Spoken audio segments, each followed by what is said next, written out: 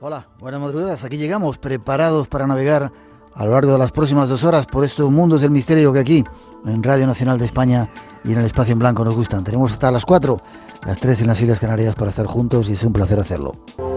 Y para hacerlo ya saludamos por segunda noche consecutiva a nuestro compañero, amigo Lorenzo Fernández, director de la revista Enigmas. Buenas noches, ¿cómo estás? Pues feliz. ¿Y tú? Yo contento de que estés con nosotros. Hemos visto a Estopa, lo tenemos todo. Sí, la verdad es que sí. Falta un poquito la música también, que Estopa deje su pincelada de música en esta noche tan especial. Igual despedimos con ellos. Y esta noche especial es la noche de los muertos. Es una noche especial, por lo menos yo me imagino que para mucha gente. Para mí ha sido una noche que me ha llevado a lugares que yo creo que de otra forma si no habría ido. Es decir, uno cuando es más joven tiende a crear tradiciones, ¿no? Y durante un tiempo mi tradición fue ir especialmente el Día de Difuntos a un lugar tan maravilloso y enigmático, apartado y con ese punto de mito y leyenda como son las Urdes en Cáceres. Sí. Después pasé a Albacete buscando las luces de los difuntos en esa llanura tremenda que termina en la Sierra del Saúco. Y por último, a un lugar al que te invito desde ya que el año que viene vayamos, que es Rennes-le-Château, la zona de Montsegur, País Castro. Lo hemos hablado muchas veces, pero sí. Es que esta noche en particular, lo que allí se produce, lo que yo me encontré por primera vez, fue tan tremendo que no lo voy a olvidar en la vida. Sí. Sí, porque allí todavía se sigue un poco las tradiciones alquímicas, las tradiciones antiguas. Y hay una vieja leyenda que dice que en esta noche tan especial, se llame Samhain, se llame Halloween, como queramos llamarla. Halloween, no, por favor. Bueno, pues dejémoslo en el Día de Difuntos. Eso es. Dicen que pues que es la noche en la que las tumbas se abren, es decir, es el momento en el que los vivos pueden preguntar a los muertos. Y dicen que esta noche, no otra, esta noche los muertos contestan. Ya, de eso estamos casi convencidos. Vamos a ir a un lugar que también ha sido tú muchas veces un foco de unos misterios y de unas luces tremendas. Tenemos allá un grupo de personas, David Cuevas. Buenas noches, David. Buenas noches, Miguel. ¿Qué tal? ¿Cómo estás? Pues muy bien, muy bien. Ya por lo que estoy escuchando, Lorenzo da buena cuenta de esas extrañas luces de difuntos y ha hablado de un lugar. Ha comentado la estepa manchega, más concretamente la que se sitúa en Albacete y concretando aún más, si cabe, entre los pueblos de San Pedro y Casas de Lázaro. Hablamos del que para muchos es un auténtico clásico del misterio, la luz del Pardal. Y efectivamente aquí nos encontramos un grupo de aproximadamente 8 personas, entre lo que nos encontramos, bueno, pues compañeros como Miguel Ángel Ruiz, como Jesús Ortega y servidor, Iván Itar, aquí pues observando el cielo, ¿no? A ver si tenemos la suerte de, como bien marca la tradición, esos días de difuntos, pues se pudiera ver algo extraño que se corresponda con lo que vino a ser tirado de luz popular, esa luz del Pardal. Vale, pues ahí vamos a tener la conexión abierta por si esa luz aparece y sois testigos de ella, ¿vale, David? Eso esperamos, Miguel. Saludos abrigados, los ojos bien abiertos. En ello estamos. Nos vemos, nos escuchamos dentro de un momento. Gracias. Hasta ahora, compañeros. Hasta ahora. Lorenzo, lo curioso es que hablábamos de algunas leyendas de los pueblos del norte, ese zorro que dejaba las luces de esos espíritus. Hay luces en muchos lugares, ¿verdad? En España lugares. tenemos luces increíbles. Tenemos en España, tenemos en todo el mundo. Mira, una de las que a mí particularmente me ha llamado más la atención es la que se conoce con el nombre, yo creo que bastante esclarecedor, como es el de la luz mala, que habrás oído hablar de ella, Miguel. La luz mala se ubica principalmente en los países del Cono Sur, Argentina, Uruguay, y está asociada siempre a almas en pena. Se habla de ellas como el difunto que no ha recibido sepultura cristiana. Y además los remedios casi es un poco la caza del vampiro, ¿no? En este caso tienes que recurrir a la oración, tienes que morder la vaina de un cuchillo, porque además el arma de fuego no vale contra este difunto, contra esta luz mala. Y como está generalmente ese sentido peyorativo, esa parte importante que te lleva a pensar que no es algo bueno, se reproduce en diferentes partes del mundo. Por supuesto, nuestro país no es ajeno a ello. Esta noche vamos a hablaros de algunas de ellas. Tenemos multitud de testimonios de gente que ha visto estas extrañas luces, que las ha vivido, que las ha sufrido, que las ha gozado. Tenemos viajes por diferentes partes del país para daros una cumplida cuenta de lo que son, y luego trataremos del fenómeno, y luego trataremos de sacar conclusiones. Hay una muy famosa, nos vamos hasta las Islas Canarias, donde tenemos testimonio para hablar de ello. Vamos con esa introducción que nos habla de esas extrañas luces ya en nuestro país.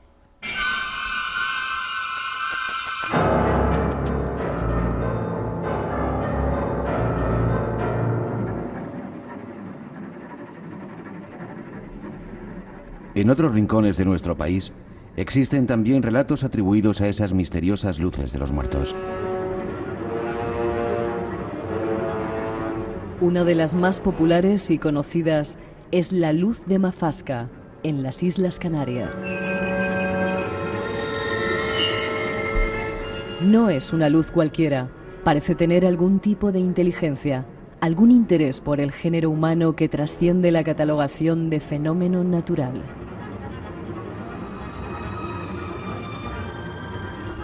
La luz de Mafasca embiste, pero sin dañar o matar a los viajeros paseantes o vecinos de las inmediaciones del pueblo de Antigua, en la desértica y poco poblada isla de Fuerteventura.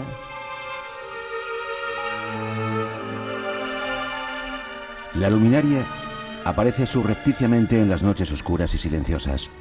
Es pequeña, pero a veces puede alcanzar grandes dimensiones durante algunos segundos. Sube y baja valles y lomas, o recorre los llanos de Mafasca. Puede mantenerse estática en el aire o acelerar de golpe a velocidades inimaginables. Sus testigos se asombran, se asustan y en ocasiones entran en pánico cuando aquella luz o antorcha luminosa se les viene encima.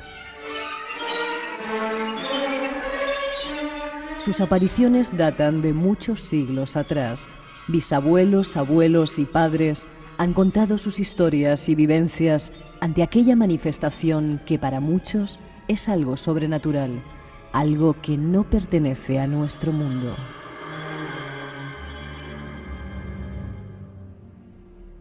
La leyenda de la luz de Mafasca, controvertida por su semejanza con otros relatos religiosos de similares características, se sigue transmitiendo de generación en generación y su conocimiento traspasa las fronteras de Fuerteventura.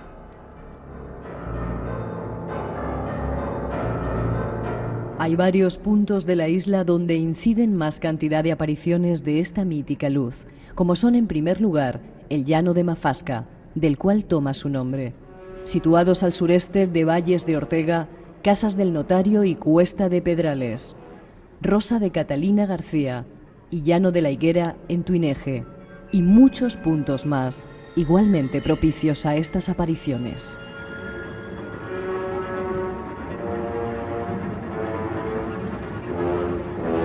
Es otra de las luces misteriosas de nuestro país, pero hay más datos. Escuchemos.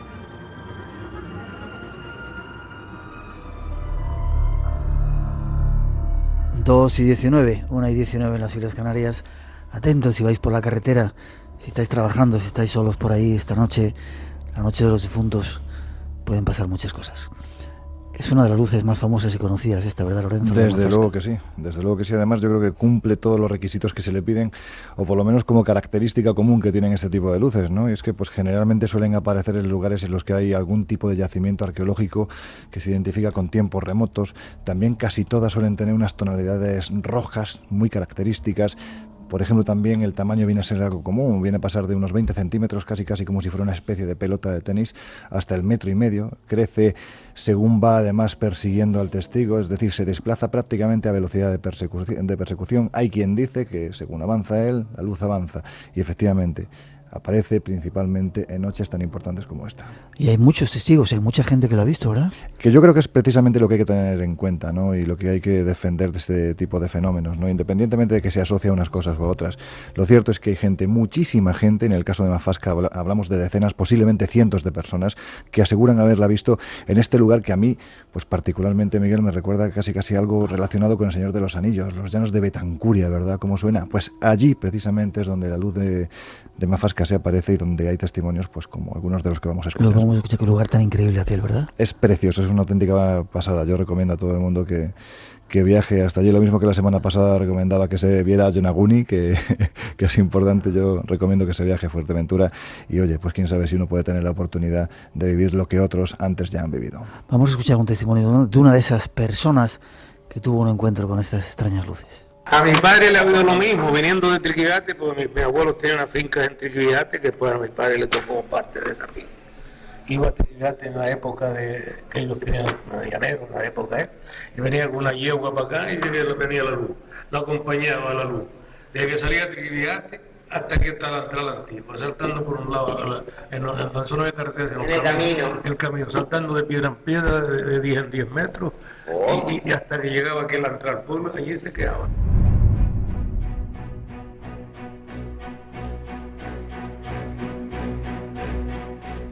Radio Nacional de España te invita a una experiencia única. Nunca en la historia de la radio se había realizado una experiencia así. Mantente atento a la sintonía del espacio en blanco en Radio Nacional de España. Estamos seguros que tardarás mucho tiempo en olvidarlo.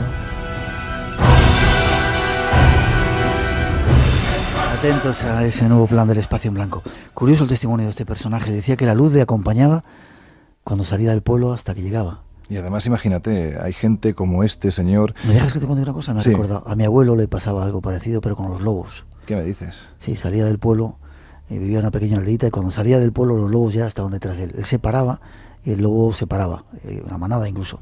La gente del pueblo decía, te van a comer, Miguel se llamaba. Te van a comer, Miguel, te van a comer. Nunca le hicieron nada. Y cuando llegaba al pueblo, ya estaba llegando al otro pueblo y decía, esperadme aquí. Los lobos se sentaban, le esperaban hasta que él regresaba. Era curioso. Eran lobos, en este caso eran luces. Claro. Lo cierto es que en este caso lo que llama la atención es que los testigos en un momento determinado no saben a lo que se enfrentan, consideran que se trata, pues unos hablan de almas en pena, hoy en día incluso se adapta más a lo que por ejemplo pasa en el Pardal, nuestros compañeros están ahora mismo allí y se adapta más a lo que es el fenómeno ovni, pero lo que está claro es que todos tienen las mismas sensaciones, no les provoca ningún tipo de beneficio. La gente incluso llegan a asegurar que no vuelven a salir de noche a esas horas por miedo a encontrarse con algo que desconocen, pero que inmediatamente asocian a lo más malo, a la luz mala, a la luz que le puede llegar a hacer algo, ¿no? A esa cosa que les persigue, que nadie sabe de dónde viene, si viene de otro mundo y qué intenciones tiene.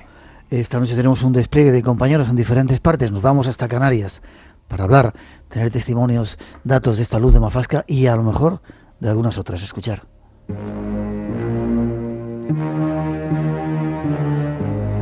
Para hablar de la luz de Mafasca nos vamos hasta Canarias. Alfonso Ferrer, nuestro compañero allí, nos da algunos datos de ella. Buenas noches, Alfonso. Hola, Miguel, muy buenas noches. Uno de los misterios de la isla de Fuerteventura es esa extraña luz, la luz de Mafasca. Cuéntanos un poco.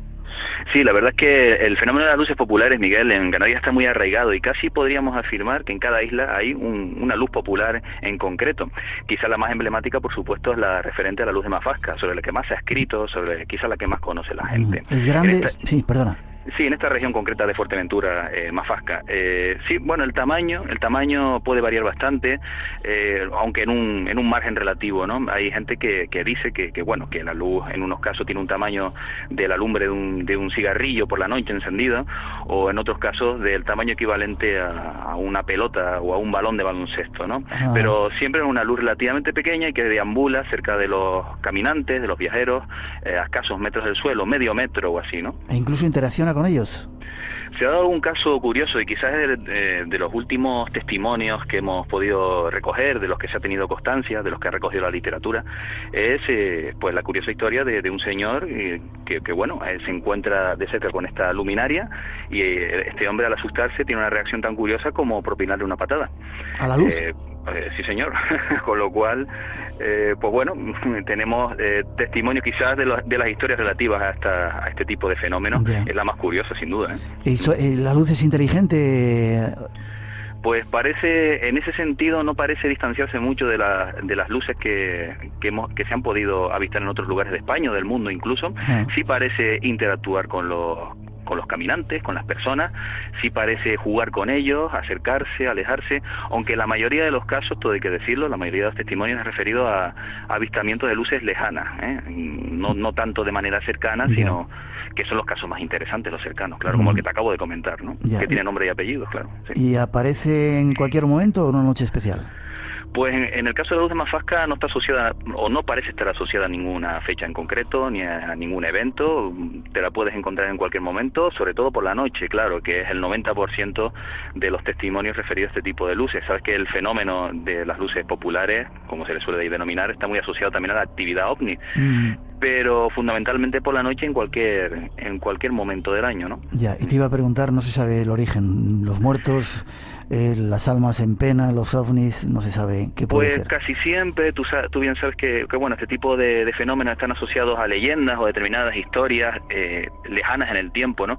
Y en el caso de la luz de Mafasca se cuenta, según la tradición, que hace bastantes años, hace unos cuantos siglos, pues 2 esclavos huyeron de una hacienda en Fuerteventura, y entonces estos individuos pues pasaban hambre y en un momento dado decidieron matar una cabra, y para poderla cocinar pues emplearon la madera de un crucifijo, de la madera de una cruz que había por ahí por la cercanía. Y bueno, esta hoguera que se generó pues aumentó de tamaño y quemó a estos 2 insensatos por haberse atrevido a esto, ¿no? Y de entonces lo que se cuenta, es una de las versiones de la historia, es que lo que se puede observar son las almas en pena de estas 2 esclavos que habían huido, ¿no? Qué curioso, la luz de Mafasca. ¿Dices que hay en otras islas también? Sí, mira, yo últimamente además podríamos hablar de una luz inédita dentro de la literatura de luces populares en Canarias, que yo he podido recoger recientemente en la isla de La Gomera, donde no teníamos constancia de este tipo de fenómenos. La luz del Roque Cano en Vallehermoso concretamente, una luz que se aparecía en torno a un roque. Esto viene de hace bastantes años, de los años 30, 40, yo he podido hablar con gente muy mayor y te relata con todo tipo de detalles las evoluciones de esta luz que parte desde una ermita cercana hacia este roque, hacia este peñasco muy, muy llamativo, como te digo, en el pueblo de Vallehermoso. Curioso. Alfonso, gracias. Gracias. En breve seguimos con Misterios de Canarias, ahí te tenemos, un fuerte abrazo, ten cuidado con las luces por la noche. Sí, claro que sí. Y sobre todo esta noche. Fuerte abrazo. Hasta luego.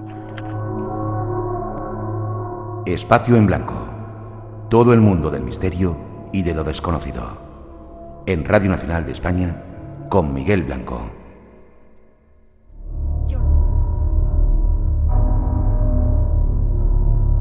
A las 2:28, 1:28 en las Islas Canarias. ¿Escuchas una voz? Yo he oído una voz, sí. Qué curioso. Me ha sorprendido bastante. Ya. Bueno, esta noche pueden pasar cualquier cosa. Sí, no, está claro. Si no son luces, pueden ser psicofonías, en fin. Puede pasar cualquier cosa. Cuidamos que nuestros oyentes estén atentos. Sí, atentos, puede pasar cualquier cosa. Alfonso Ferrer nos hablaba de otras luces, aparte de la de Mafasca, en otros lugares. En la isla de La Palma, aquí donde tengo bastante relación, en el roque, la caldera de Taburiente hay un roque, también se ven extrañas luces. Qué curioso, ¿verdad? Es curioso, además, siguiendo ese mismo patrón común. En este caso, fíjate qué triste, ¿no? La luz no deja de identificarse con 2 esclavos que, víctimas del hambre, deciden sacrificar un becerro, una cabra, y hacer ese fuego con una cruz, y a partir de ahí son condenados. Fíjate qué similitud hay con la de 2 nativos de la isla de Pascua, que a los pies del Monte Paine, que es el primero que los curas cuando llegan a Pascua, pues el que realizan una serie de peregrinaciones, colocan una cruz, y también pues 2 Rapanuis, en este caso víctimas del sometimiento de aquellos que habían tomado su tierra, pues fueron a lo alto del monte, decidieron sacrificar una serie de animales para comer, y a partir de ahí se convirtieron en demonios cava, y se dice que bueno, pues que deambulan por la isla en forma también en ocasiones de luz, y que además más vale que no entres en tu casa de frente sino de espaldas, porque si entras de frente, pues el demonio, en este caso el cava, esa gente hambrienta, pues se te cuelga de la espalda y te puede hacer pasar la peor noche de tu vida. Hay mucho testimonio también de eso. Qué curioso. Luces populares, ¿por qué se llaman así?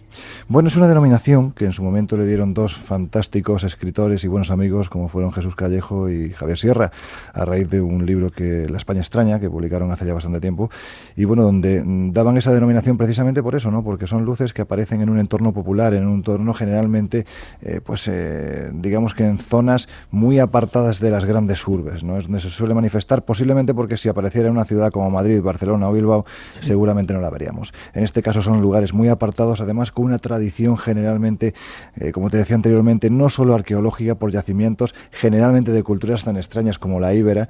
Posteriormente veremos además una serie de coincidencias con el tema del pardal, y también con el desencadenamiento que hay posteriormente de fenómenos pues tan sumamente diferentes a lo que es la luz popular como son los poltergeist, ¿no? Acaba de nombrar el pardal, es donde tenemos ahí desplazado un grupo de compañeros atentos, así esa luz aparece. Os vamos a contar esa extraña historia. 2:31, 1:31 en las Islas Canarias, estamos en directo en Radio Nacional de España y tenemos un concurso, 5 libros de Raymond Moody, esta noche estamos sorteando.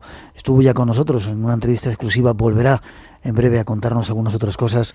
Mañana está en Albacete, 900-137-137 nuestro teléfono gratuito, y están las primeras informaciones de esa luz extraña del Pardal. Esta noche puede que esté ocurriendo. Tú ibas a ese lugar también en esta fecha, ¿no? Pues fíjate, en compañía de la persona con la que conseguí descubrir este fenómeno, nuestro compañero Francisco Contreras Gil.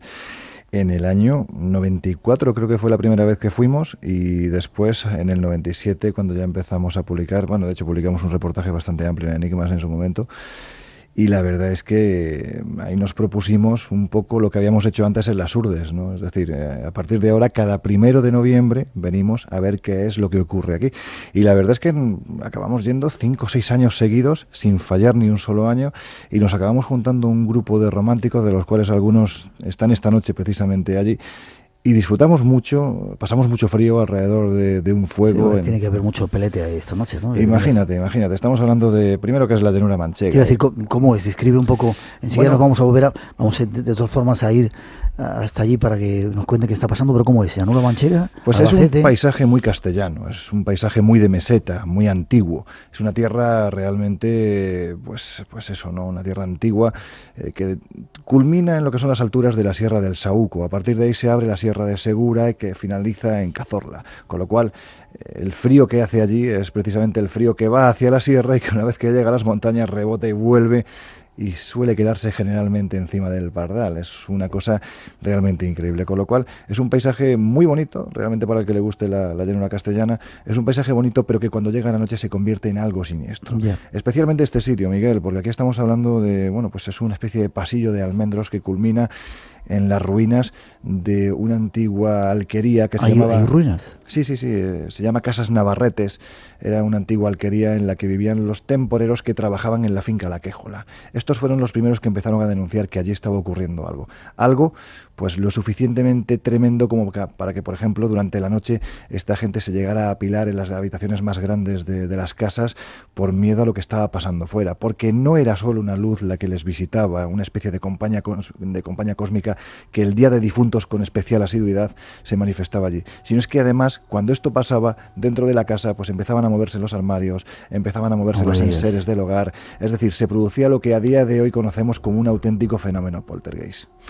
Esto provocó, Miguel, ni más ni menos que esta gente hablaran con la persona a la que llamaban el marqués, don Manuel Melgarejo, que era el dueño de esa finca. Le dijeron que o les acercaba más a la casa grande, o si no, ellos acabarían yéndose de allí.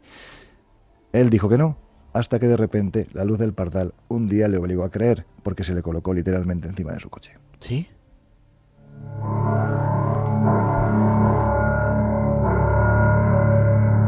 ¿Y el marqués creyó? Pues pensó que efectivamente esta gente no se lo inventaba y que no tenían simples ganas de acercarse más a la casa grande, porque la finca es realmente impresionante, ¿no? Es muy grande. Ellos les advertían a la Guardia Civil que allí se producían fenómenos incluso de apariciones, ¿no? Durante la noche, pues en un momento determinado, cuando la luz parecía enfilar el camino de la montaña, ahí empezaban a suceder cosas, pues por ejemplo, como que se manifestaban lo que decían que eran sombras, ¿no? Que les visitaban y literalmente pues se colaban en las habitaciones de estos temporeros. Finalmente se consiguió el objetivo, se llevó al lugar pues más cerca de la casa para que estuvieran pues intentando estar más protegidos. Y aquella alquería llamada Casas Navarretes se acabó cayendo por el tiempo, fue vestida literalmente por la ruina, y es donde cuentan los testigos precisamente que es el epicentro del fenómeno.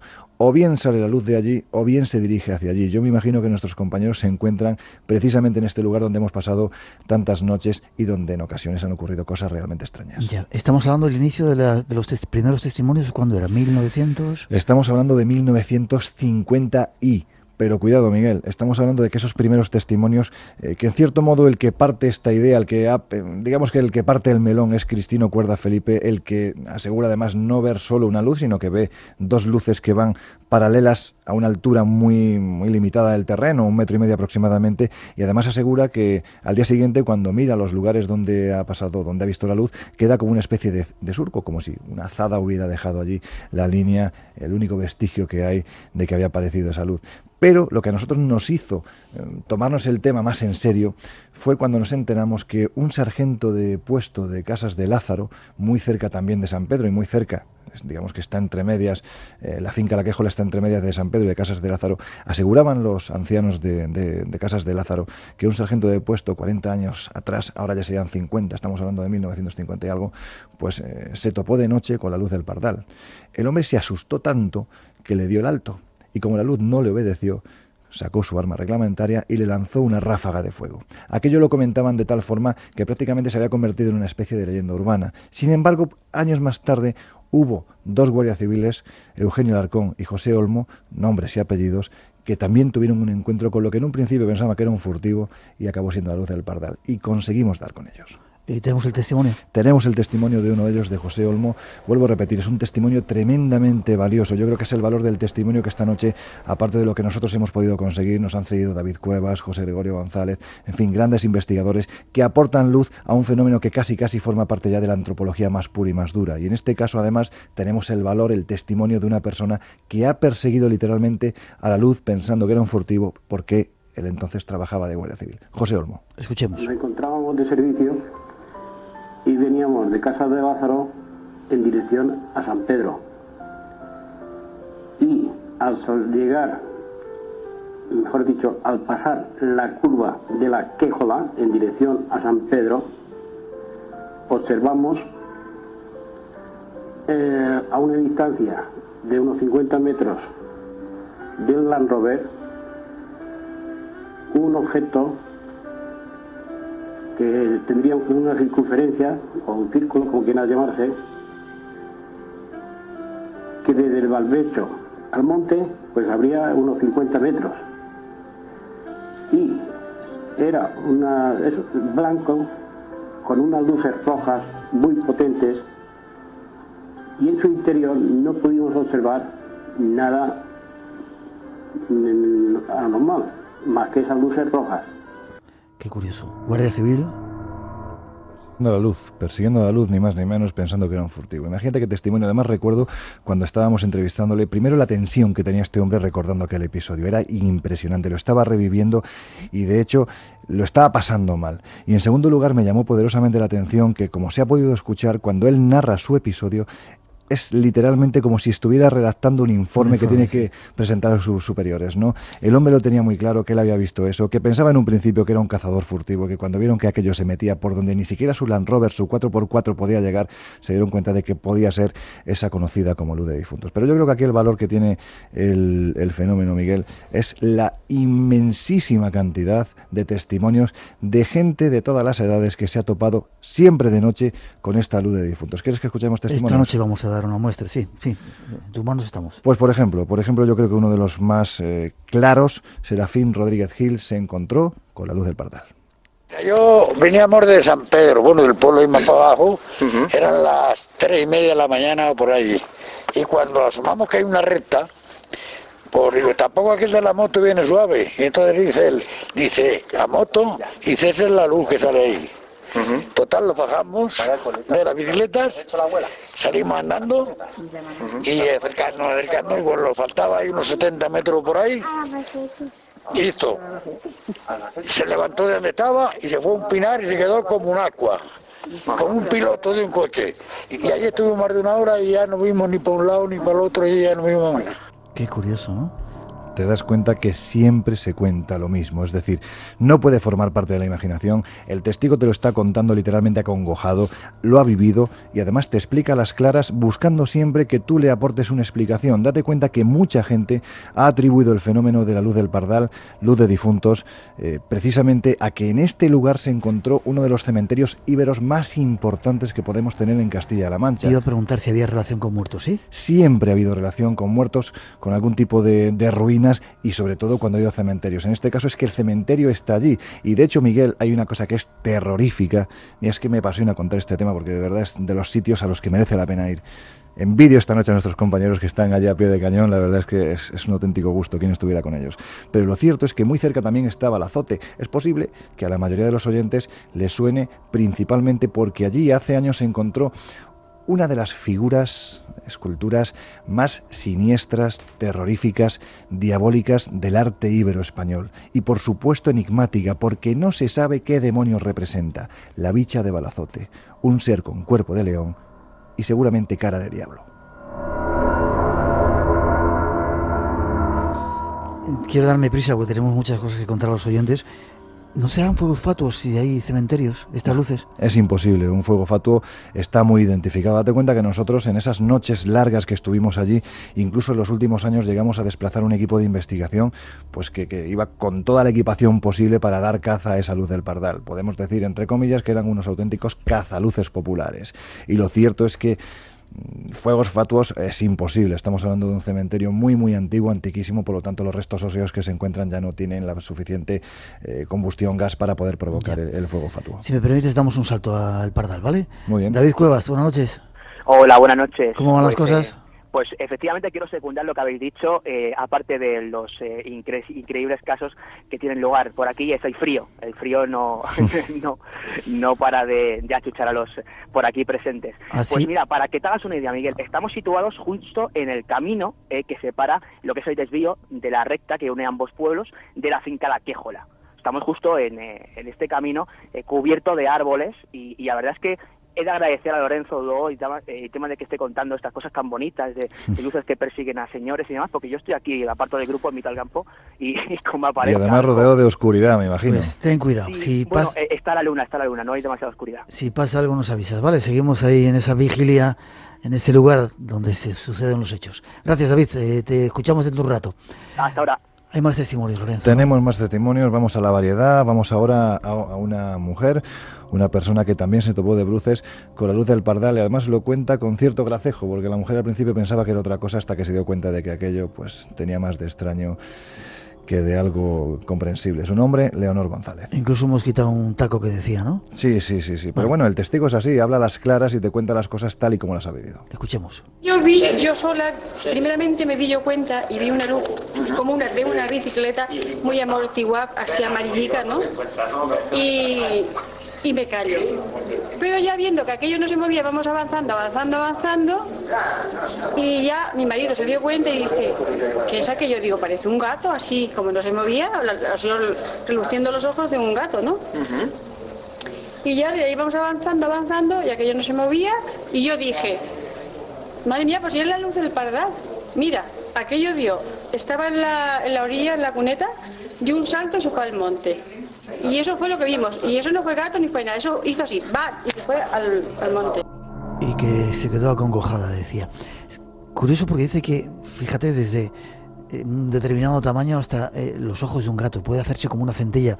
Decía Alfonso también que la luz de Mafasca a veces era la lumbre de un cigarro. Qué curioso, de pequeño hasta... Y luego además tienes otro tipo de versiones, Miguel. Es que fíjate, a nosotros lo que nos llevó al Pardal, a Fran Contreras y a mí en su momento, fue precisamente el testimonio de una persona, José Manuel Sánchez, un trabajador de Electrosur Albacete, que yendo a su casa a las 11 de la noche, él de repente pues se da cuenta que en lo alto de un poste de madera de los antiguos de teléfonos había una luz descomunal. El hombre se queda realmente alucinado y dice, bueno, ¿esto qué es? Se da cuenta de que el siguiente paso es llegar a su pueblo y cuando mira la hora se da cuenta que es que han pasado 2 horas. Ahí hay un tiempo perdido que en un trayecto de aproximadamente 11 kilómetros pues era prácticamente imposible que se tardaran 2 horas. Él no era consciente de lo que había ocurrido. Sí fue consciente de que al entrar en su pueblo vio una esfera luminosa muy grande, pues prácticamente lo que en una era que había justo a la entrada. Y se percató de que dentro había como una especie de entidad que estaba flotando. Aquello, según entró en su pueblo Cañada Juncosa José Manuel Sánchez, aquello salió disparado hacia arriba y no volvió a saberse nunca nada más de ello. Cañada Juncosa se encuentra muy cerquita de donde estamos, en fin, situados, en lo que es la finca de La Quéjola y la zona de San Pedro, Casas de Lázaro. Pero es que, por ejemplo, en Alcolea, en Almería, se produce exactamente lo mismo. En el año 1987, en la finca de Los Llanillos, hay un señor llamado Cayetano Calafat, de 19 años, un agricultor, que se encuentra en mitad de la noche con una luz que empieza siendo del tamaño de una pelota de tenis y acaba siendo del tamaño de un balón de fútbol. Pues bien, ahí se marcaba el inicio de lo que era la luz de Alcolea, pero sin embargo, gracias a Alberto Cerezuela, otro gran investigador compañero, pues él fue más atrás y logró un testimonio del año 1953 de otro agricultor, Agustín Utrilla, una persona que desde ese día no volvió a salir de noche por miedo a lo que se había topado. Estamos hablando de que de madrugada vio una luz roja que empezó siendo muy pequeñita, acabó alcanzando un tamaño descomunal y en su interior Miguel aseguraba que había ni más ni menos que un fantasma. Una bicicleta.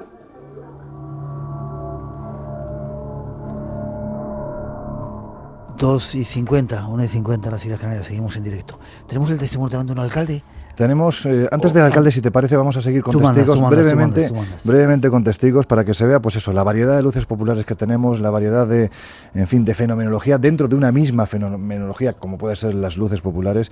Y vamos a escuchar testimonio, por un lado, de Manuel Macía, es una persona ya bastante mayor, que también se encontró una noche infausta, de infausto recuerdo, con la luz de los difuntos, con la luz del Pardal, y también a continuación, seguidos uno de otro, José López, un chico muy joven que iba en su moto de madrugada. La luz empezó a perseguirle al punto de que el hombre, preso absolutamente del pánico, se vio obligado a tirarse a la cuneta. Tú te imaginas, estamos hablando muy alegremente de eso, ¿no? Pero que estés por ahí por la noche, en estas noches de España, por ahí fuera, estamos en una ciudad y no notamos mucho, ¿no? Que aparezca una cosa de esas. Yo pido a los oyentes que intenten hacerse acopio de nuestras palabras, que intenten dibujar nuestras palabras como si fueran imágenes, que se sitúen en ese lugar, con cementerios, con difuntos, la noche de la que estamos hablando, una noche tan especial y tan singular, que se sitúen en estos testigos que hablan de verdad, que cuentan por lo menos su verdad y que piensen que lo que cuentan lo han visto.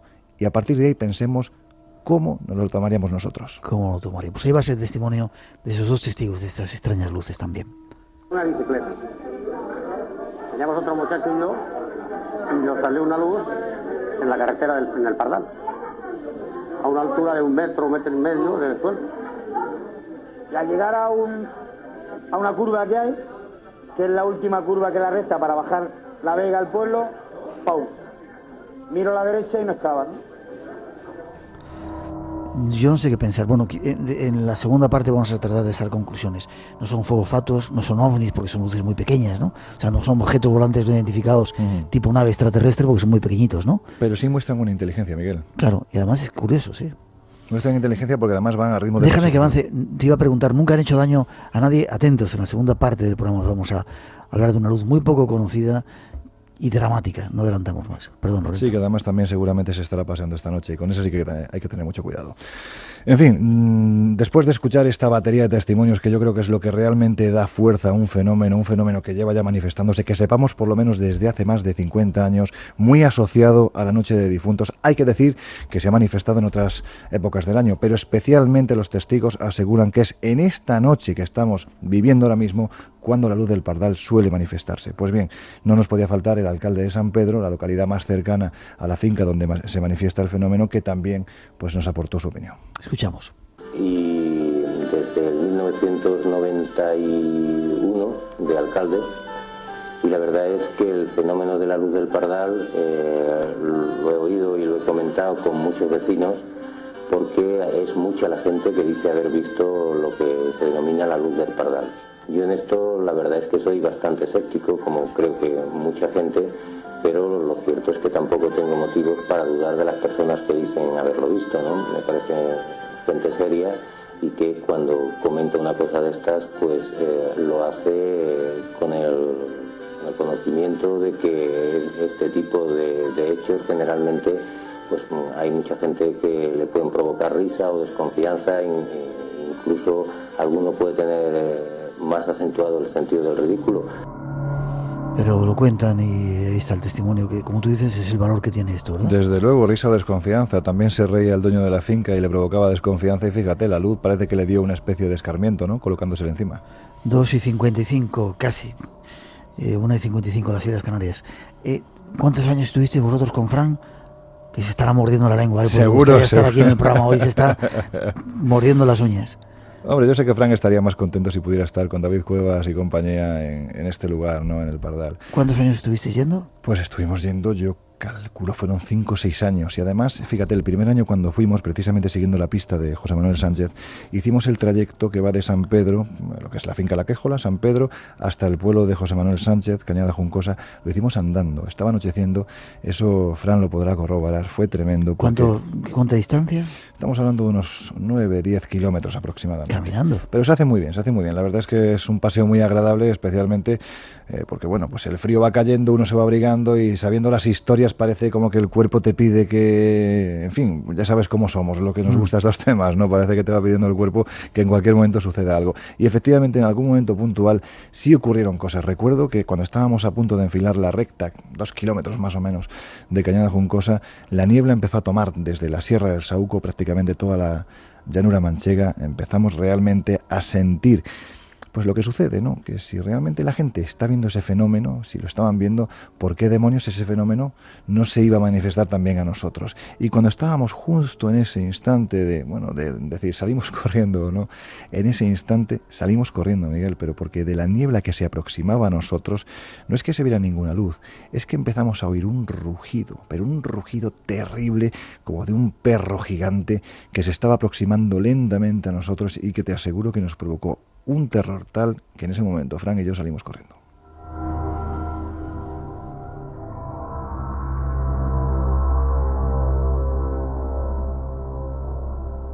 En esta noche puede pasar de todo. Es el momento en el que el velo se descorre, la noche de los muertos, y pueden llegar a comunicarse con nosotros.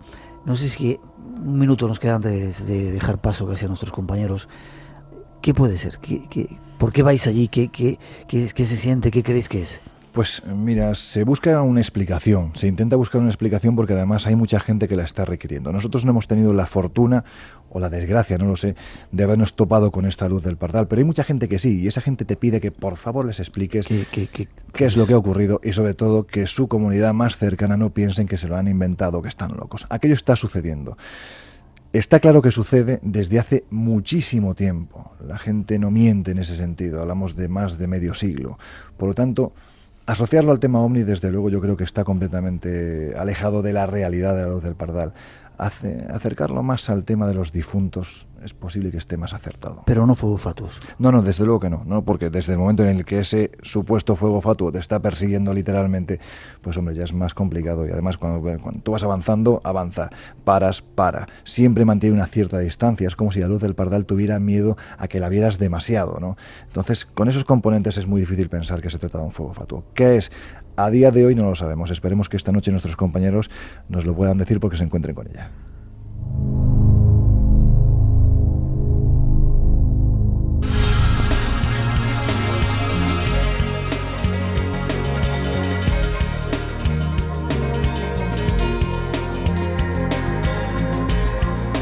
Llegan las noticias de las 3, las 2 en las Islas Canarias. Hacemos una mínima pausa para dejaros con nuestros compañeros de los servicios informativos con la actualidad y después regresamos. Hay un concurso en marcha, 5 libros de Raymond Moody estamos regalando esta noche. Si queréis intervenir, 900-137-137 o a través del email espacioenblanco@rtv.es o a través del chat también www.espacioenblanco.es. Entráis por ahí, hay un punto de reunión con un montón de gente.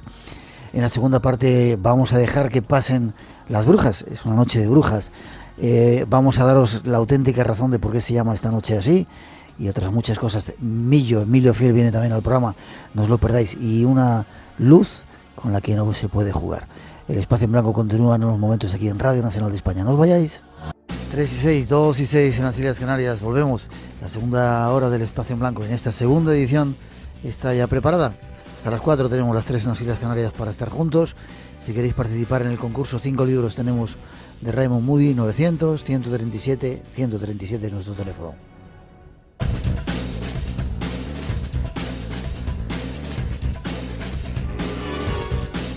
Estamos hablando de las luces de los muertos, unas luces que se ven en una noche como hoy, y vamos a hablar de lo que significa esta noche, y además vamos a invitar a unas cuantas brujas para que vengan al programa a contarnos, a una bruja para que venga a contarnos lo que sucede y lo que son, no os lo perdáis. Tenemos un grupo de personas desplazados en uno de esos lugares donde se ven esas luces, Lorenzo. Hemos hablado de la luz del Pardal, hay otras luces y hay una luz inquietante que provocó un muerto, una persona. Desde luego la consecuencia aparentemente inmediata de la aparición de esta luz fue la muerte de una persona. ¿Dónde fue? Pues estamos hablando de un pueblo llamado Cambroncino que se encuentra en la sur de Saltas. Cambroncino. Sí, en la sur de Saltas, bueno, pues prácticamente es zona colindante con Salamanca, Cáceres y Portugal, y donde en el año 1907, cuando la gente estaba atendiendo a las apariciones de Fátima, en este lugar de Extremadura, un señor se estaba encontrando con un imposible que le provocó la muerte. ¿Y cómo fue? ¿Qué era? Pues mira, yo recuerdo cuando llegué yo por primera vez a las Urdes, que fue en el año 1991, fue precisamente siguiendo una historia como esta. Entonces las Urdes que yo conocí todavía guardaban esa esencia del perfil de pizarra que caracterizaba a los pueblos metidos en la montaña, unas montañas tremendas en las que salían pequeños valles, dándote a entender que durante muchísimo tiempo aquella tierra ha estado completamente encerrada, y como encerrada que ha estado, también se ha creado un microcosmos en el que, bueno, pues se ha generado todo tipo de leyendas de seres extraños que ellos dan por reales y que todavía hoy hay testimonios de que se están apareciendo. Pues bien, no eran esas Urdes, por ejemplo, que citaba Nierenberg, el padre carmelita Nierenberg, en su obra Curiosa Filosofía, donde decía pues que existía en el reino de España. Fíjate qué palabras, Miguel, tú las conoces bien, pero es que son tremendas, a mí no me dejan de sorprender por mucho que pasa el tiempo. Existía en España, en el reino de España, un áspero valle infectado de demonios. Un áspero valle infectado de demonios. Un lugar que los pastores creen habitados por salvajes, gente ni vista ni oída de lengua, de usos distintos a los de cualquiera, que andan desnudos y pensaban ser solos en la tierra. Eso decía el padre Nierenberg en el año 1600. Realmente Pascual Madoz en el 19 no era mucho más amable con las Urdes. Decía que el aspecto exterior de las alquerías es tan mezquino que se confunde con el color y la escabrosidad del terreno, y se necesita mucha atención para conocer que allí hay un pueblo y seres humanos. Evidentemente las Urdes que yo conocí todavía guardaban parte de esa esencia, sobre todo a nivel de leyendas y de historias relacionadas con el misterio. Era ya lo que puede ser hoy, un auténtico paraíso para el turismo rural, pero aún así todavía hoy entre susurros se narran, se citan historias como la que le aconteció a Nicolás Sánchez Martín. Te puedo decir que cuando yo llegué, muy a colación de esta noche, me encontré a una persona, 90 años, Serafina Bejarano Rubio, con un fardo de leña a la espalda, ya casi rozando la madrugada, que cantaba: no hay cosa que más despierte que pensar siempre en la muerte.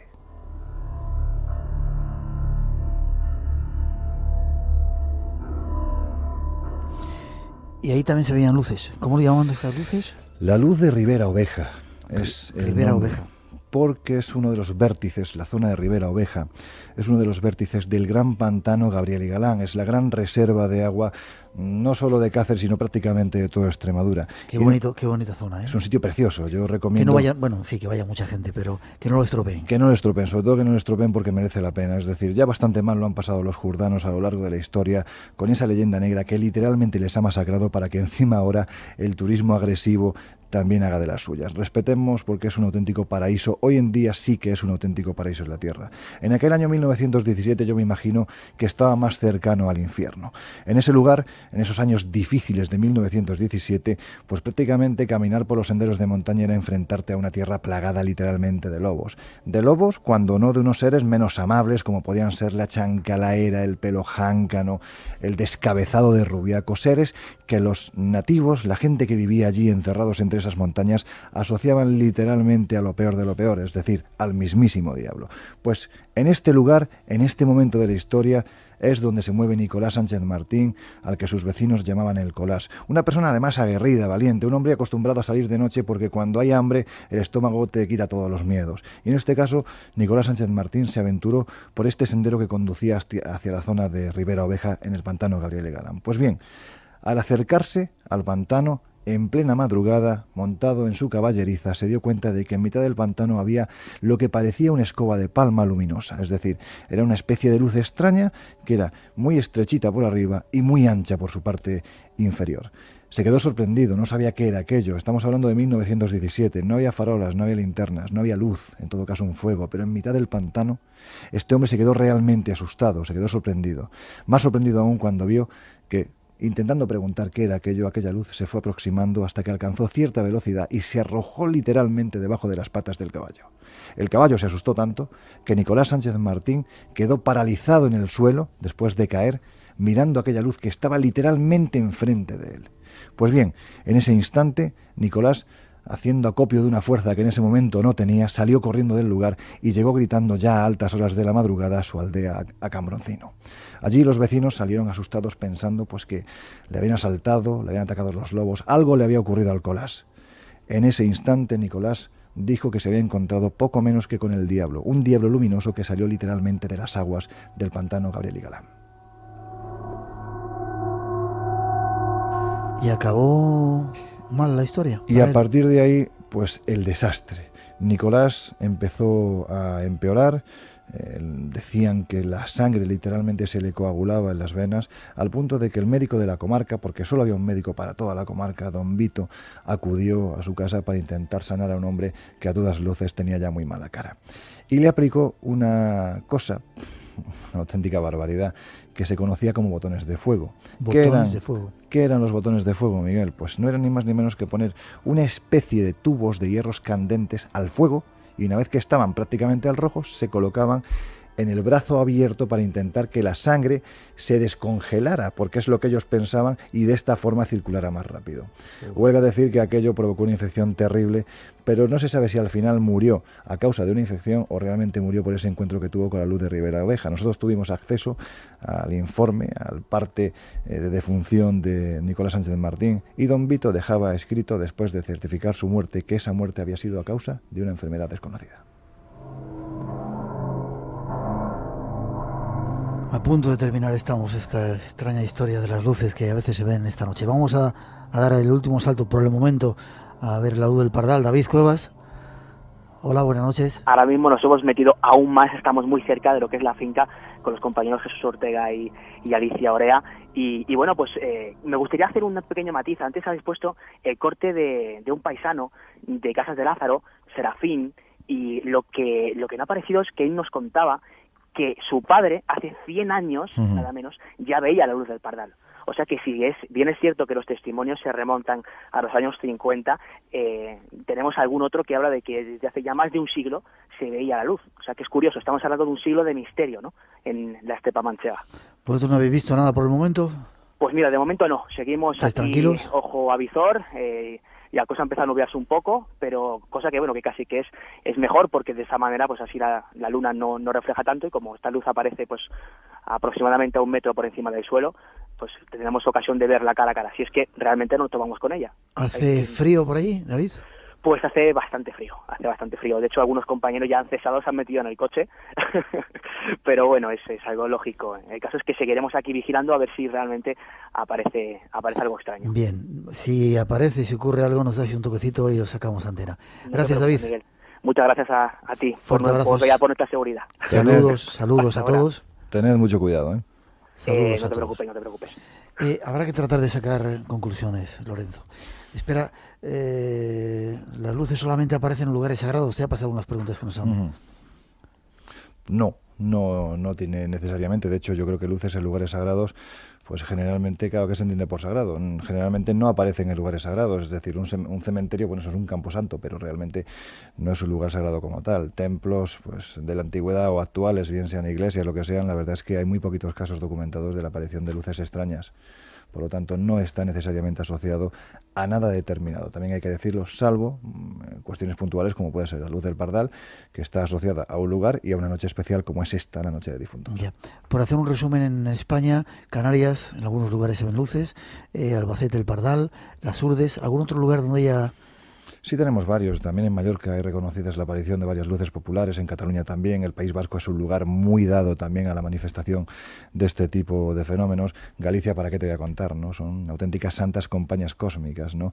Y también Canarias, aparte de la luz de Mafasca, también tiene la luz del Time, donde también pues es algo muy parecido, quizás a una escala un poco más pequeña, porque posiblemente los testimonios sean menores, ¿no?, en cuanto a cantidad, pero lo cierto es que también se aparecen. Por lo tanto, Miguel, la conclusión de esto no es que realmente no lo sabemos, sino que existe porque la gente lo ve.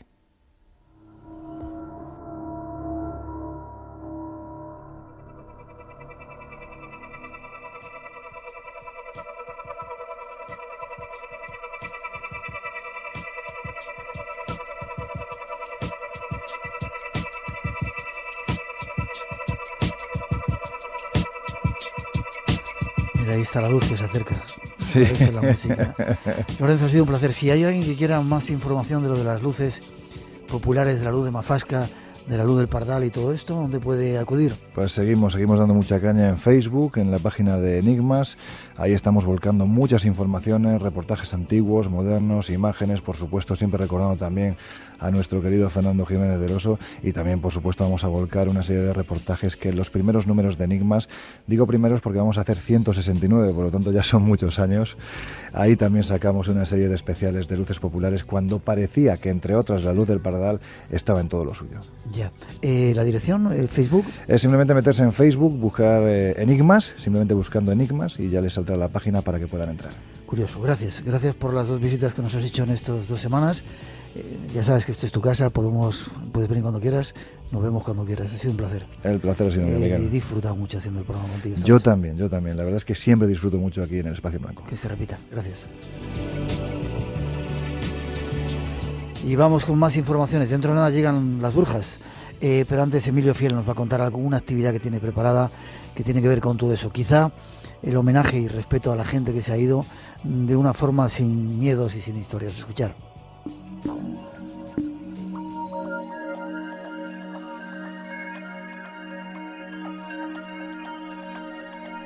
Nos vamos al norte de España para daros noticia de una actividad en la que está involucrado uno de nuestros invitados favoritos, Emilio Fiel. Buenas noches, Emilio. Buenas noches, encantado de hablar de nuevo contigo, Miguel. ¿Cómo estás?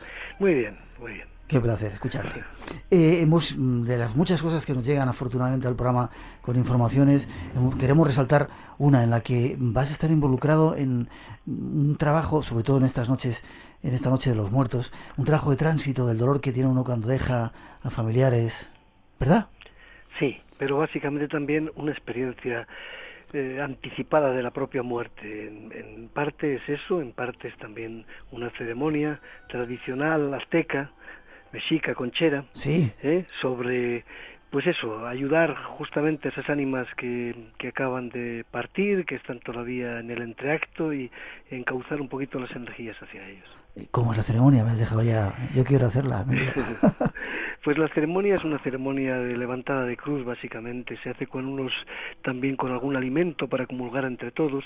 Es una noche entera en vigilia cantando a cada uno de los seres que ha partido, a los jefes antiguos que hemos conocido y también a las gentes que han partido en el último año o en los 3 últimos años.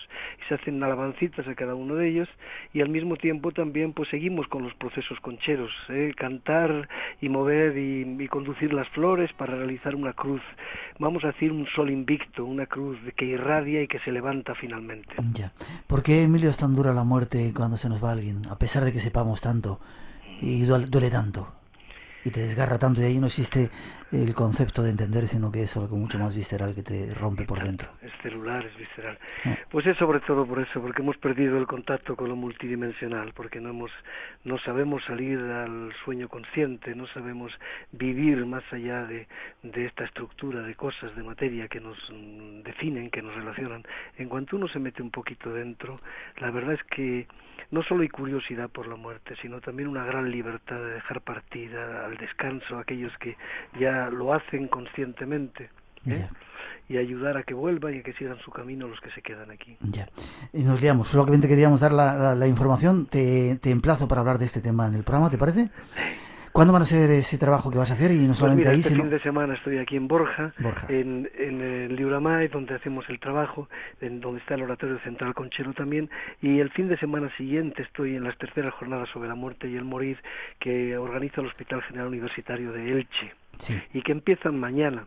Yo tengo el fin de semana, dirige todo esto Vicente Arráez, y de alguna forma pues ya el año pasado estuve allí, me insistieron en que hicieran algo práctico. Entonces tenemos aquí unas cuantas experiencias relacionadas con experiencias de respiración, de meditación profunda, de inmovilidad, alguna sustancia también en un momento determinado, la propia velación de la que hemos hablado, y bueno, y las experiencias tradicionales como son esas de tapar los 7 orificios de la nariz y retener más allá de las posibilidades en las personas veteranas, ya que no es una experiencia para hacer por gente que no tenga fuerza respiratoria, que no tenga experiencia en el aliento. Ya, este fin de semana en Borja, sí. Y el siguiente en Elche. Sí. ¿Teléfono de contacto, página web? Pues mira, la página web sigue siendo la de www.emiliofiel.com. Y el teléfono de contacto, pues 699-354-725. Ana está ahí para contestar siempre. Repite el teléfono, 699. 699-354-725. Ahí está el teléfono. Y www.emiliofiel.com. Emilio, fuerte abrazo, espero verte pronto. Miguel, y seguir aprendiendo de ti. Muchas gracias. Fuerte abrazo. Hasta luego.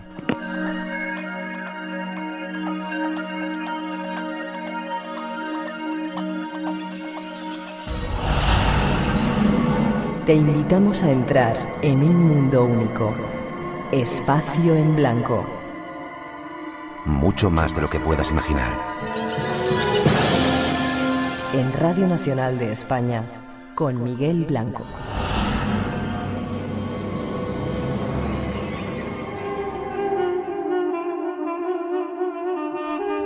Tres y 23, 2 y 23 en las Islas Canarias. Seguimos en directo aquí en Radio Nacional de España.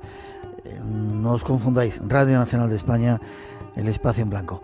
Nos negamos a dejarnos poseer por el espíritu que nos viene desde el otro lado del Atlántico para decirnos que esta noche se llama de una determinada manera. Se llama de esta forma y tenemos a una de las brujas que nos va a contar su origen. Atentos.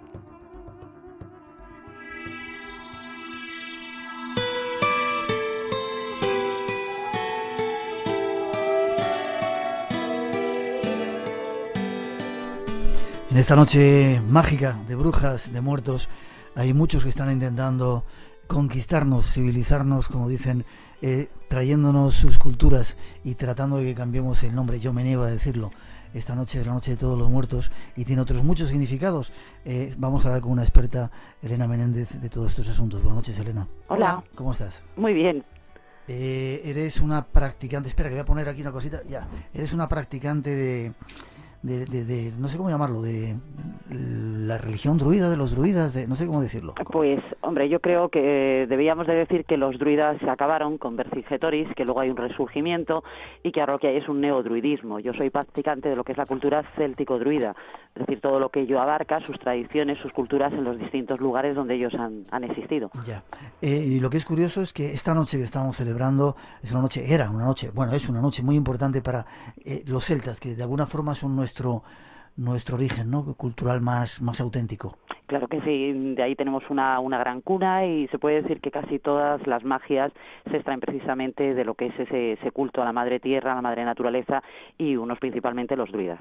Ya, ¿y qué celebran los druidas esta noche? No es la noche, no me gusta decirlo, Halloween, hay que hacer referencia a ello. Nosotros tenemos culturas mucho más antiguas. ¿Y qué es lo que se celebraba en esta noche? ¿Qué es lo que se celebra? La noche de Samhain para nosotros en el calendario céltico druida es la fiesta más importante porque es la fiesta del inicio del año, es decir, es cuando empieza el año para nosotros y lo que es también más importante, tenemos la posibilidad, al ser esta noche tan mágica, de que como decían los druidas, el velo se levanta y tenemos la posibilidad de los muertos acceder al mundo de los vivos y los vivos al mundo de los muertos, entrando en conexión y recibiendo muchos mensajes. ¿Esto es cierto o es teoría? O es... Hombre, yo por mi experiencia, y a ver, yo no me considero ninguna alucinada, creo que me conoces, y lo que sí que te digo es que hay experiencias muy interesantes, ¿no?, donde se ven las sombras están ahí, se ven, se perciben, y te digo que gente que asiste, que no tiene nada que ver, o sea, que no es practicante, sino simplemente que quiere asistir como curiosidad, han incluso escuchado voces de antepasados suyos y mensajes. Ya, es la noche, la fiesta más importante de los celtas y es esa noche, igual que quizá pasa en la noche de San Juan, en el que el velo que separa este mundo del otro se descorre y podemos entrar en contacto, ver el otro lado, ¿no? Exactamente. Además de tener también incluso la posibilidad en un momento de lo que es el rito, de poder incluso practicar algún tipo de ritual de adivinación, porque en ese momento es todo como muy mágico y tenemos grandes posibilidades de conectar, de acceder a esos otros planos que el resto del año no son tan fáciles de llegar a ellos. Ya, ¿vosotros vais a hacer algún tipo de cosa? Sí, nosotros estamos celebrando precisamente esta noche tan mágica. ¿Y cómo hacéis? ¿Se puede contar? Sí, hombre, claro que te lo puedo contar. Estamos en Galicia, una tierra, pues como ya sabes, muy mágica, y bueno, lo que hacemos es precisamente esa ceremonia de paso para que lleguen los antepasados, venerarlos, también a la diosa Morrigan, que es la diosa madre, la diosa que digamos que es la que se lleva todo a sus entrañas, todo aquello que queremos retirar, y por otra parte el dios Dagda como persona o ser que nos da con su caldero la abundancia alegría, el bienestar, aquello que necesitemos. Perfecto, pues ya sabéis, no estamos muy a favor de que nos culturicen otras culturas, valga la redundancia, sobre todo americanas, y que digan que celebremos Halloween. Hay tradiciones cristianas, católicas, que hablan de la Noche de los Muertos o la Noche de los Difuntos, el Día de los Difuntos, y una mucho más antigua, Samaín, el inicio del año de los celtas, una de las fiestas más importantes, ¿verdad, Elena? Sí, la más importante dentro del calendario octopartil céltico-druida. Elena, una antigua compañera del Espacio en Blanco. Si hay alguien que quiera más información de todo esto, ¿te pueden llamar a algún sitio? Sí, a mi número de teléfono, que es el 91-518-7307. Pues vale, repetirlo lentamente. 91-518-7307. Gracias, Elena. Buena noche de Samaín. Que el año sea bueno, propicio para ti, lleno de cosas buenas y para toda la gente del Espacio en Blanco. Claro que sí. Escucha, ¿vale? Claro que sí. Un beso grande. Gracias a vosotros. Hasta luego.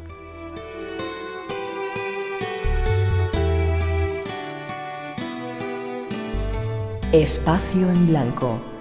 Una puerta abierta hacia otros mundos. En Radio Nacional de España. Con Miguel Blanco.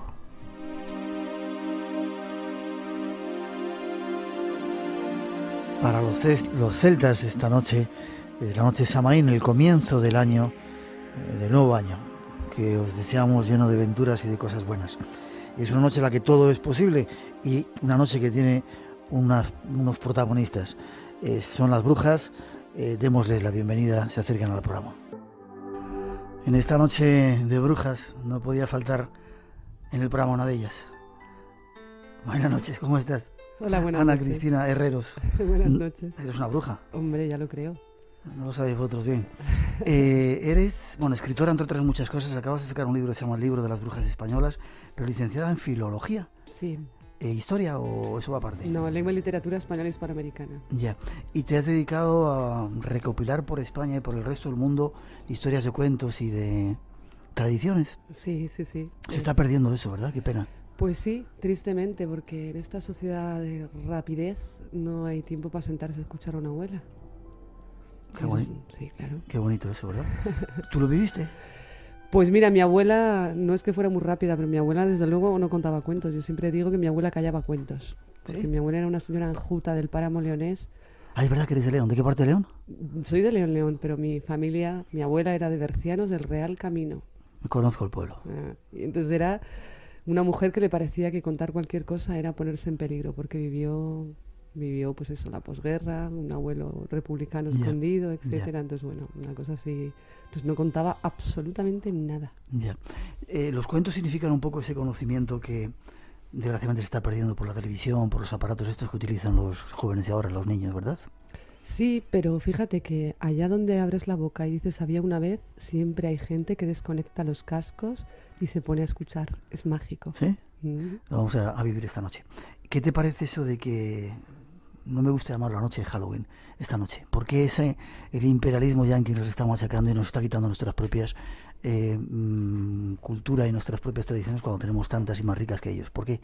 Pues porque la cultura yanqui tristemente también ha sufrido un proceso de comercialización donde todo se ha simplificado tanto para que sea asumible y comprable, y es una cosa de mercado, una cuestión que tiene que ver con el mercado. De hecho, fíjate, las brujas, la imagen que tenemos de las brujas es la señora vieja con la verruga encorvada, con el capirote negro puntiagudo, y el hada, sin embargo, es la rubia, la joven, la bella, con el capirote blanco y el velo. Y eso es una imagen estereotipada de la bruja sajona, de la bruja con el capirote de la Inquisición, porque eso era un gorro que se ponía a la gente que era reo de escarnio público, era un signo de vergüenza y de oprobio público. Y sin embargo, toda la imaginería sobre las brujas, que es tan rica, en España las brujas populares no tienen capirote, tienen pañuelico en la cabeza y mandil, y las hadas también.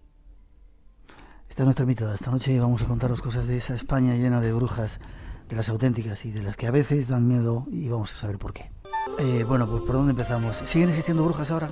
Ya lo creo, y ojalá sigan existiendo siempre. ¿Qué es una bruja? ¿Cómo se podría definir? Una bruja es una mujer mayor, anciana o madura. ¿Tiene que ser mayor? Sí. ¿Anciana, sí? Porque las brujas son sabias y la sabiduría se adquiere solamente con la experiencia. Que con su vida demuestra que es posible vivir sin un hombre, porque viven solas, apartadas, Y viven solas y apartadas porque son tremendamente transgresoras. No vaya a ser que con su ejemplo aprendan las jovencitas que están en edad de casarse que se puede vivir sin un hombre. Qué curioso. Menos mal que no todo el mundo sabe eso y piensa así, porque si no estaríamos cerrados. Quizá por eso, no quiero adelantar. Esa es la bruja. Decías que siguen existiendo ahora. No quizá como antaño, con la tradición que tenían antes, ¿no? O con la imagen. ¿Ahora es otro tipo de bruja? ¿O son las que salen en la tele, estás vendiendo el 06 y el tarot? ¿O no tiene nada que ver? Bueno, existe ese tipo de bruja, pero luego las brujas siguen existiendo en los cuentos de las abuelas. La bruja es un personaje muy del gusto de las abuelas porque de alguna forma se identifican. Las abuelas son mujeres mayores, son mujeres con experiencia, son mujeres que viven solas. Entonces, en ese sentido es muy fácil la asimilación y la identificación entre la abuela y la bruja. Por eso son personajes que viven en los cuentos tradicionales que se han perpetuado en las bocas de las abuelas, que es donde viven y de donde no deben salir. Ya. Diferencia entre bruja y hechicera y hada. ¿Qué diferencia hay entre esos tres personajes? O esos tres conceptos. En cuanto a la iconografía, en cuanto a la forma física del personaje o de la persona, no hay ninguna. Las tres son ancianas, las tres llevan pañuelo, mandil y las tres pueden ser cualquier campesina, no son reconocibles por ningún atributo externo. La diferencia que existe es simplemente etimológica. Bruja viene de un dialecto catalán hablado a este lado y al otro lado de los Pirineos y designaba un fenómeno atmosférico tumultuoso. No una persona, no un ser. No, bruxa era un fenómeno atmosférico de borrasca, una cosa intempestuosa que podía machacarte la cosecha. De ahí viene bruja. Y en ese sentido el término está más asociado a lo natural. En todas las lenguas peninsulares, excepto en el euskera que se dice sorgin, en el resto en todas existe la palabra bruja, en el valenciano, en el catalán, en el balear, sí, en todas. En el gallego, a pesar de que también convive con la palabra meiga. Y también en el occitano y en el gascón existe la misma palabra. Bruja. Bruja. Qué curioso. Frente a la sorcière francesa o a la witch inglesa. Inglesa, ya. ¿Hechicera? Hechicera viene de hechizo y hechizo es lo que se hace. Viene de artificio, de hacer. Es una bruja más manipuladora. Y hada viene de fatum, del destino. Fatum viene de fata, que significa palabra de Dios, por lo irrevocable de la palabra divina. Y el hada tiene más que ver con el destino de los hombres. Es quien interviene en el destino de los hombres. Brisa pura, aire en mis manos.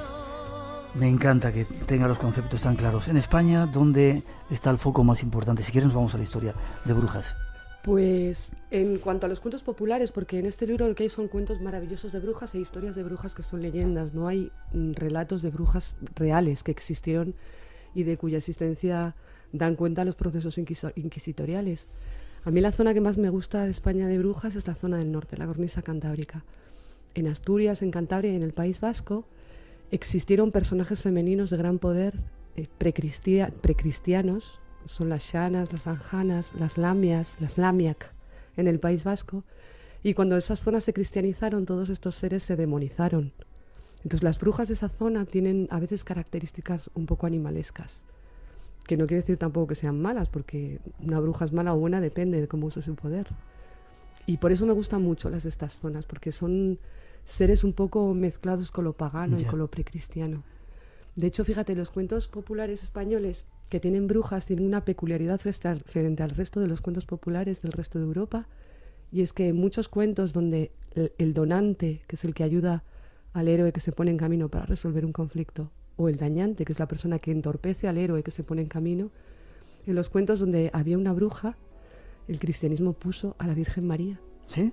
Pero con las mismas características que la bruja primigenia que estaba ahí en ese cuento. Ya. Es decir, que antes eran, digamos, seres positivos, benéficos para el pueblo, y luego se demonizaron cuando llegó la Iglesia porque eran personajes que iban un poco en contra de ellos. Sí, claro. Eran personajes que se asociaron por paganos a lo demoníaco, de alguna manera, ¿no? Bueno, esta cosa de la maldad de las brujas es una cosa un poco... Porque, claro, son malas, ¿por qué? Porque son independientes, porque escapan al control y al poder, ¿no? Una de las características que tienen las brujas que a mí me gusta mucho es que se las considera caprichosas. Pero este capricho de las brujas es que simplemente hacen valer su voluntad y su deseo frente a la posición tradicional de la mujer en la familia, sobre todo en zonas rurales, pero no solo en zonas rurales, también en urbanas, que es hacer valer la voluntad del marido. ¿Se las tenía miedo a las brujas por su poder, porque eran, como tú dices, seres independientes? ¿Por eso se las teme? Sí, yo creo que sí. Sí. Mira, cuando empecé a escribir el libro, una vez un amigo me dijo, ¿tú sabes la diferencia entre brujas y hechiceras? Y me dijo, la diferencia es 3 años de matrimonio. La hechicera es la novia, la inocente, la que no sabe. La bruja es la mujer que ya te sabe las vueltas y sabe por dónde entrar y cómo camelarte. Esa es la diferencia, el saber, la experiencia. También me pasó que cuando empecé a leer el libro, mucha gente me decía, estoy haciendo un libro de brujas. Y todos los varones me preguntaban, ¿y vas a poner a mi suegra? Yeah. Porque es una figura muy reconocible con la bruja, la suegra. Una mujer de poder, una mujer que vive sola. Yeah. Sin embargo, ves, bruja tiene un concepto peyorativo, ¿no? Y sin embargo no estamos viendo que no son necesariamente malas, ¿no? No, no son necesariamente malas. Sí que tiene un concepto peyorativo. Es como bruja, es como quien se vale de malas artes, sí, para conseguir lo que quiere, ¿no? En ese sentido. Hablemos de artes. ¿Qué utilizan o qué utilizaban las brujas? Las brujas para utilizan sus hechizos y sus conseguir lo que quieren. Utilizan su saber sobre las plantas, su saber sobre cómo conjurar los fenómenos atmosféricos. Utilizan su saber sobre objetos mágicos y sobre ritos para propiciar cosas. Utilizan esos saberes que son saberes muy vinculados a los saberes de la tierra. Ya. ¿Y eso dónde se aprende? ¿Dónde lo han aprendido? ¿Había una especie de escuela en la que se iba pasando ese conocimiento? No, lo aprendían de otras mujeres, porque antiguamente existía una cosa maravillosa que hoy en día llamamos redes de mujeres y que entonces no hacía falta llamar así porque no hacía falta nombrarlo. Y es que las mujeres de las familias vivían muy juntas y se transmitían todo tipo de saberes. Ahora tenemos que ir hasta a cursos para aprender a ser madres, porque ya no tenemos referentes femeninos cerca, no nos caben en las casas. Es tremendo. Yeah. Y antes no hacía falta ninguna escuela, porque todos esos saberes se transmitían. En León existe una tradición que se llama el filandón. ¿Filandón? Sí. Sí. Que en Asturias y Galicia se llama la fiada. Y es una costumbre, las mujeres se reunían, en principio para hilar, por eso se llama filandón. Y se reunían las casadas por un lado y las solteras por otro. En los filandones de casadas se contaban cuentos verdes, se hablaba de los maridos. Y en los filandones de solteras, no, se contaban cuentos de príncipes, se hablaba de los novios. Y cuando acababa el filandón, llegaban los novios a los filandones de solteras y las rondaban con la bandurria, que es un instrumento musical de cuerda, y luego las acompañaban a casa. En los filandones de casadas volvían solas ellas. Y allí se contaban historias de brujas, se contaban cosas sobre recetas tradicionales, qué hacer ante el estreñimiento de un hijo o ante cualquier otra cosa, ¿no? Entonces, esos eran, digamos, las escuelas de mujeres, ¿no? Los lugares donde las mujeres se juntaban a reunirse. Yeah. Hoy en día ya no hila nadie, pero las mujeres se reúnen lo mismo, a comer pipas. En los pueblos. Sí. En las ciudades no tanto, ¿no? No. A mí me sorprendió. En algunos parques, quizá. Sí, a mí me sorprendió. Yo cuando llegué a Madrid hace 20 años, me sorprendió mucho porque yo vivía en La Latina y cuando llegué me sorprendió muchísimo ver a las mujeres sentadas en la calle jugando a las cartas. Y es que Madrid da para esas cosas, es absolutamente mágico. Sí, se ha perdido, desgraciadamente. No tanto. Fíjate, en Madrid persiste una tradición pagana preciosa que se llaman los mayos, que son fiestas de invocación a la primavera. Y en la zona de Lavapiés sacan las mallitas, que son niñas vestidas con flores, cada una a la puerta de su iglesia. Y pasa como una especie de jurado que decide quién es la mallita más guapa. Y es una fiesta absolutamente pagana que persiste en Madrid.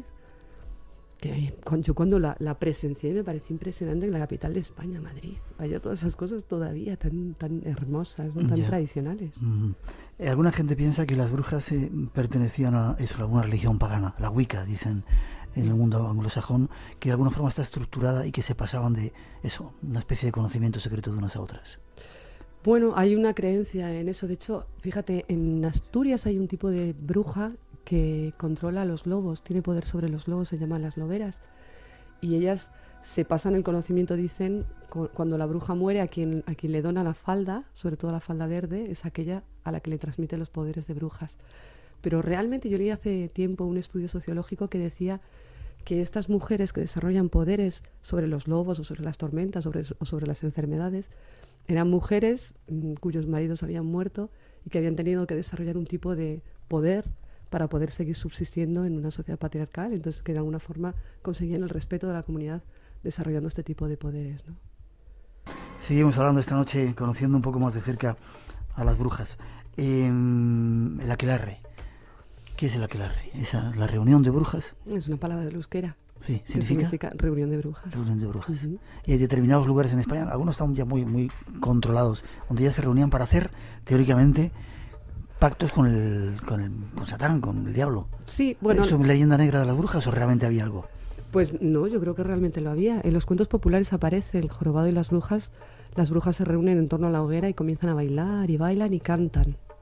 Pero fíjate, son brujas que cuando descubren al jorobado, ellas cantan lunes y martes y miércoles 3. Lunes y martes y miércoles 3, mientras bailan alrededor del fuego. ¿El jorobado quién es? El jorobado es un jorobado que aparece por ahí de pronto y descubre a las brujas cantando lunes y martes y miércoles 3 y dice jueves y viernes y sábado 6. Y entonces las brujas le quitan la joroba. Y luego aparece otro jorobado, también oculto por allí, en otro momento, que dice, y domingo 7. Y como a las brujas no les gusta el domingo, le ponen la joroba que le habían quitado al otro jorobado y se va doblemente jorobado a su casa. La reunión de las brujas, dices. Sí. No había ese término peyorativo que le daba la Iglesia porque las estuvo durante mucho tiempo machacando con la Inquisición. ¿Por qué? Quizá porque lo que decías antes estaban enraizadas en otro tipo de creencias y no tenían nada que ver con lo que la Iglesia propugnaba. Por un lado eso, y por otro lado eran mujeres que escapaban al control de la Iglesia y de lo masculino. Entonces eran mujeres que no convenía que fueran modelos de nada. Por eso se las demonizaba y se las llamaba brujas, porque eran un peligro total, un atentado contra la familia, que es la institución sobre la que se edifica todo. Ya. Decían también que las brujas tenían una escoba para volar. ¿Utilizaban algún tipo de drogas? Se hablaba de la belladona y otro tipo de plantas para conseguir esos estados de trance místicos, vuelos, etcétera. Sí, ellas son y eran grandes conocedoras de las plantas, y la manita es una cosa que ellas empleaban mucho, también el estramonio, la hierba del diablo. Y parece ser que, sobre todo en la zona de Galicia, preparaban con el estramonio y con mantequilla pomadas que se introducían en el útero con la escoba. Y de ahí esa creencia de que volaban en la escoba, porque los capilares del útero absorben mejor las sustancias y llegan antes al cerebro, sí. ¿Se sabe cuántas brujas? Hay variedad de teorías. ¿Acabaron con ellas en España la Inquisición? ¿Fueron tantas como contaban? Yo creo que no, yo creo que se acusaba de bruja a cualquiera. Sí, que realmente... Luego es verdad que la Inquisición quemó muchas brujas, pero también si en el último momento adjurabas de brujería, perdonaban y te mandaban a tu tierra. Leí el caso del proceso inquisitorial de una lobera, que a esta la detuvieron porque se amancebó con dos pastores de la Mesta, que estaban allí por León en Somiedo con el ganado, y se fue con ellos a Toledo, y esta controlaba los lobos. Y se puso a trabajar en una casa con una señora y le contó de su capacidad de controlar los lobos. Esta la denunció a la Inquisición, la encarcelaron en Toledo, abjuró en el último momento y la dejaron irse a Asturias, y allí siguió viviendo. ¿Se sabe realmente de alguna bruja o hechicera que hubiera hecho algo realmente malo atentando contra los animales, que también podían hacerlo, cosechas o seres humanos, o es más que nada leyenda negra? Yo creo que el ser humano necesita explicarse por qué suceden las cosas. Y cuando una familia tenía un niño que de pronto comenzaba a palidecer y a consumirse, era mucho más fácil pensar que era una bruja que le había echado mal de ojo que no tener ninguna explicación posible, porque de esa manera tenían una forma de hacer algo también, ¿no?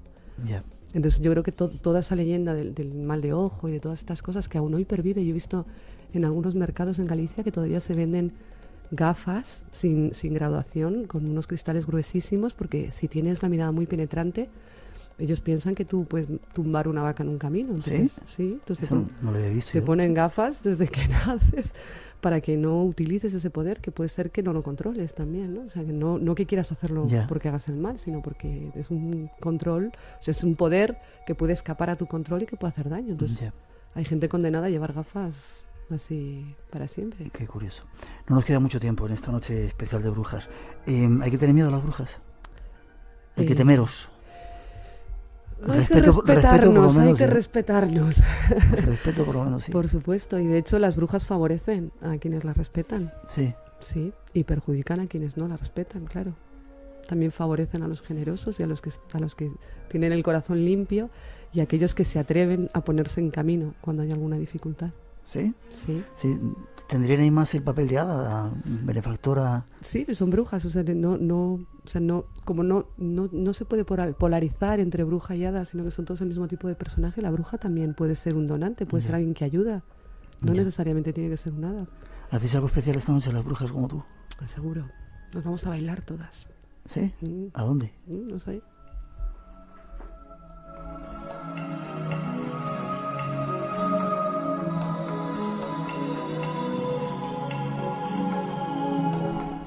Ya me gustaría mirar a bailar con vosotras. Ana Cristina es... ¿Cristina o Ana? ¿Cómo quieres? O las dos cosas. Ana Cristina. Nuestra bruja de esta noche le gusta contar cuentos. ¿Nos cuentas uno? Vale. Espera que ponemos una musiquita y... Atentos, esta es la forma de recuperar, que quizás sean los cuentos, ¿no? Claro. La forma de recuperar la antigua sabiduría que ojalá no se pierda nunca. Ojalá. Ahí vamos. Pues esta es la historia de una bruja de Alcolea, una bruja aragonesa, una bruja maña, que se llamaba Cristineta. Y Cristineta era famosa en Alcolea porque era una bruja despistadísima. Hay quien la vio volar de día y todo, no esperaba la noche. En cuanto desayunaba, se agarraba a la escoba, se subía a un cerro y se ponía a volar. Un día la vio Nazario, y Nazario decidió que él quería volar como Cristineta. Así que en cuanto la vio por la plaza del pueblo, la abordó y le dijo: Cristineta, ¿me llevas esta noche la escoba? Y la Cristineta le dijo: anda, Nazario, que te voy a llevar la escoba, vete para tu casa, hombre. Pero tanto y tanto insistió el Nazario que la Cristineta dijo: está bien, esta noche te espero en el cerro y te llevo, ¿vale? Pero solo esta noche, Nazario, ¿prometido? Prometido, dijo Nazario. Y aquella noche, cuando la Cristineta subió al cerro, se encontró con que allí estaba Nazario, esperando para volar. La Cristineta se montó en la escoba y le dijo a Nazario: monta atrás de mí y agárrate bien. Pero eso sí te digo, no mentes a Dios, porque yo vuelo con el poder del diablo, y si mentas a Dios te caes, ¿eh, Nazario? Y el Nazario dijo: no te preocupes, Cristineta, que yo con la boca cerrada. Y el Nazario se subió en la escoba con la Cristineta y la Cristineta salió volando por el cerro. Y cuando el Nazario desde la escoba de la Cristineta miró para abajo y vio lo lejos que estaba el suelo, dijo: ¡ay, Dios mío! Y en ese momento se cayó de la escoba hasta el suelo. Y es por esa razón, y solo por esa, por la que Nazario, el del estanco, está cojo. Preguntarte, ¿vas a venir a contarnos más historias? Hombre, claro que sí. El sexo y las brujas, para terminar. El sexo y las brujas. Sí. ¿Por qué? Es que quizás sea lo mismo. Eran mujeres muy adelantadas y de repente no respetaban lo que decía la iglesia y copulaban o tenían, se mancebaban con quien querían, porque eran mujeres libres, son mujeres libres, ¿no? Sí, claro, por supuesto, se mancebaban con quien les apetecía y con quien les daba la gana. Por supuesto, claro, era una cosa que yo creo que la iglesia no podía soportar, la libertad de estas mujeres. Ya. También en materia sexual, claro. Un ejemplo quizá en la historia, las brujas para las mujeres y quizá para la sociedad. Pues sí, yo creo que son un ejemplo a seguir por todas las mujeres. Yo creo que son el recordatorio de nuestro poder, que no nos podemos olvidar que las mujeres tenemos poder. El empoderamiento del que habla el feminismo americano, pues existía en los campos de Castilla desde hace siglos y siglos y siglos y siglos. Y se llamaba bruja. Qué bonito. Espero que vengas más al programa. Ana Cristina Herreros, libro de brujas españolas. ¿Se pueden poner en contacto contigo en algún sitio? Quizá para que vayas a contar historias o para que sigas hablando de brujas. Sí. ¿Tienes página web o algo? No tengo. ¿Las brujas no utilizáis página web? No hemos pasado de la escoba, las brujas. No, pero cuento muchísimo en las bibliotecas públicas de la Comunidad de Madrid. Sí. Si te metes en madrid.org, bibliotecas públicas, tanto municipales como de la comunidad, allí están todo la agenda de los narradores. Mi nombre de contar es Ana Griot. Ana Griot. Uh-huh. Pues Ana Cristina Herreros, ha sido un placer que hayas estado con nosotros. Que celebréis bien esta noche. Ojalá me dejéis ir a bailar donde vais las brujas. Claro, espero volver a verte, ¿vale? Muchas gracias. Beso grande. Un beso. Hasta luego. Mientras se van marchando las brujas de nuestro programa, llega el momento de la despedida. Teníamos hoy 5 premios, 5 libros de Raymond Moody para sortear entre la gente que nos llamara y que preguntara. Y han sido para Merche Ruiz de Vitoria, Ramón Campos de Barcelona, Mari Carmen Panadés de Albacete, Isabel González de Plasencia y Daniel Castillejo de Huesca. Daniel Castillejo de Huesca. Gracias a todos por llamar, enhorabuena, nos pondremos en contacto para haceros llegar el premio y habrá muchos más premios. Gracias por estar con nosotros y ayudarnos a llenar el espacio en blanco. Feliz año de Samaín, año nuevo para todos, feliz día de los difuntos y de todos los santos. Seguimos en contacto a lo largo de la semana. Gracias a todos por la escucha y la compañía.